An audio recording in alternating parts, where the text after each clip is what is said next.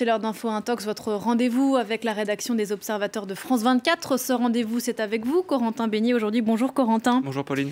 Corentin, aujourd'hui, vous êtes venu nous présenter, nous parler de l'analyse que vous avez faite d'une vidéo qui était censée montrer, c'est en tout cas comme ça qu'elle a été présentée, une importante saisie d'armes attribuée à l'armée malienne. Oui, c'est une vidéo qui a circulé fin août sur les réseaux sociaux au Mali et qui montre effectivement donc une importante saisie d'armes, de véhicules avec donc un certain nombre d'officiers qui présentent ça à des hommes en civil.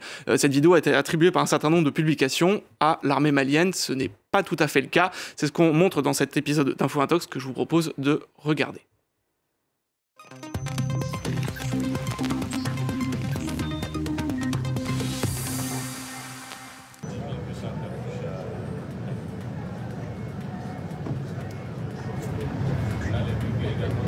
L'exploit de nos braves soldats au front. Félicitations et encouragement, Fama. Cette vidéo a été partagée fin août au Mali, peu après le renversement du président Ibrahim Boubacar Keïta par l'armée. Elle montre une importante saisie de munitions, d'armes et de véhicules attribués à l'armée malienne, en guerre avec le soutien de la France contre plusieurs groupes djihadistes. Mais un détail doit attirer l'attention, ces feuilles sur les pare-brises des pick-up. Véhicules récupérés suite à l'accrochage avec les BH à Arégué, Nigeria, en date du 12 mars 2019. Or, le Nigeria n'a pas de frontière avec le Mali. Et l'abréviation BH fait référence au groupe Boko Haram qui opère au Nigeria, au Tchad et au Niger. Et si on regarde les commentaires, c'est dans ce dernier pays que la vidéo est censée se dérouler. Plusieurs internautes affirment ainsi reconnaître à l'image le Premier ministre nigérien, Brigitte Raffiné. Nous avons contacté le cabinet du Premier ministre nigérien. Il confirme que c'est bien lui que l'on voit à l'écran lors d'une visite dans la ville de Difa le 13 mars 2019. Des officiers de l'armée nigérienne lui présentaient des prises réalisées lors d'opérations contre Boko Haram. Cette vidéo ne montre donc pas des armes et des véhicules saisis par les forces armées du Mali, mais le résultat d'opérations de l'armée nigérienne, 1000 km plus à l'est. Pensez donc à toujours bien regarder et écouter en détail une vidéo qui circule sur les réseaux sociaux. Si vous avez des doutes, n'hésitez pas à nous contacter sur le compte Twitter InfoIntox F24 ou par email observateur@france24.com. Voilà, une nouvelle démonstration sans faute de la rédaction des Observateurs de France 24. Corentin, alors, pour un média comme France 24, ça paraît plutôt aisé de contacter le cabinet d'un Premier ministre, le cabinet du Premier ministre nigérien en l'occurrence.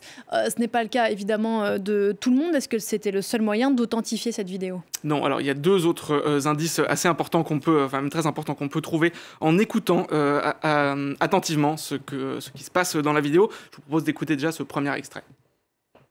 Et en tout cas, dans le territoire nigérien, on n'en a jamais rencontré. C'est quand on est parti en opération, on était en secondaire chez les voisins.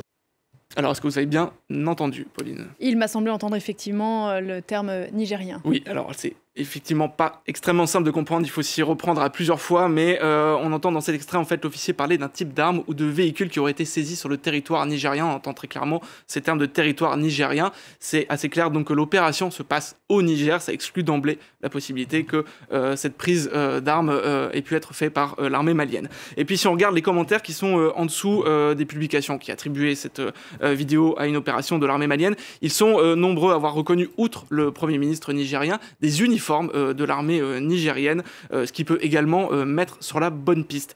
Il y a un deuxième élément qui est sonore, là aussi, qui permet de connaître la date exacte à laquelle a été prise cette vidéo. C'est au moment où l'officier de l'armée nigérienne présente les pick-up saisis. Il y a ce panneau sur les pick-up. On peut écouter là aussi un extrait qui est cette fois très clair. Ça c'est hier. Ça c'est hier.